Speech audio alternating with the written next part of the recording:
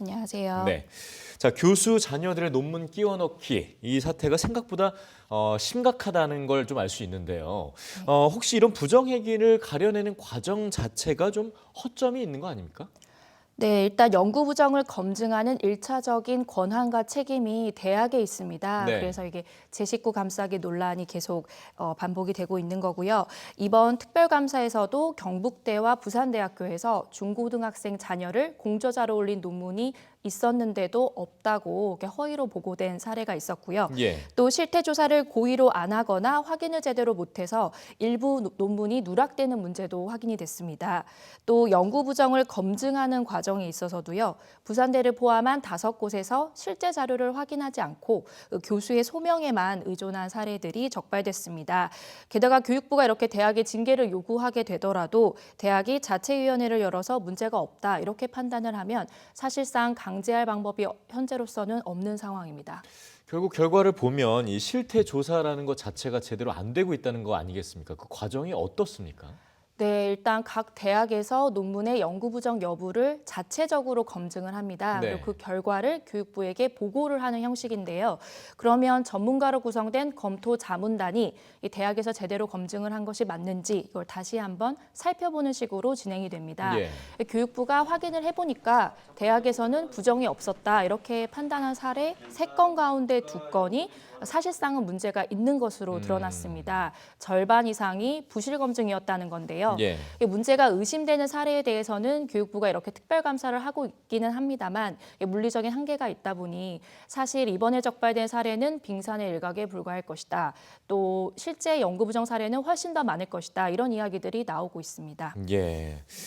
조사가 제대로 안 되고 있다는 게 참 안타까운데요. 네. 결국 잘 생각을 해보면 이제 미성년 이 공저자 문제가 논란이 되는 게 입시 부정으로 이어질 수 있기 때문이 아니겠습니까?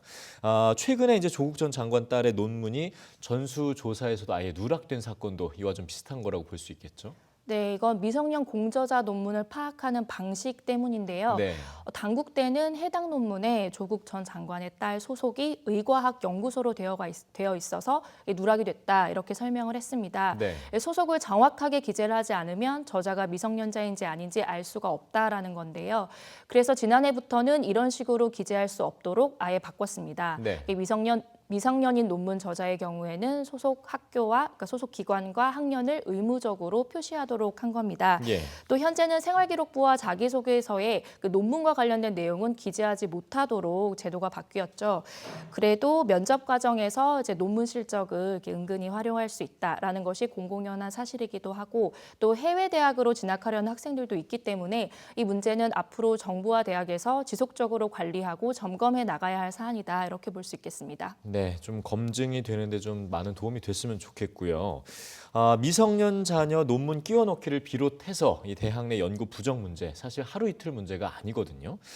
정부에서는 그럼 어떻게 좀 대책들을 마련하고 있는지 궁금한데요. 네, 지금까지 이런 문제는 개인의 일탈로 접근하는 시각이 있었습니다. 예. 하지만 이제는 연구자가 소속한 대학에도 관리를 소홀히 한 책임을 묻겠다라는 건데요. 네. 고의적으로 연구비 관리를 태만하게 하거나 연구 부정행위를 은폐하거나 축소할 경우에는 해당 대학의 연구 참여를 기회를 제한하는 등의 이렇게 불이익을 주는 그런 방안을 추진할 예정입니다. 또 대학들을 평가할 때도 연구 윤리와 관련된 항목을 넣는 방안도 현재 논의 중입니다. 또 연구 부정을 저지른 연구자 개인에 대한 처벌도 강화되는데요.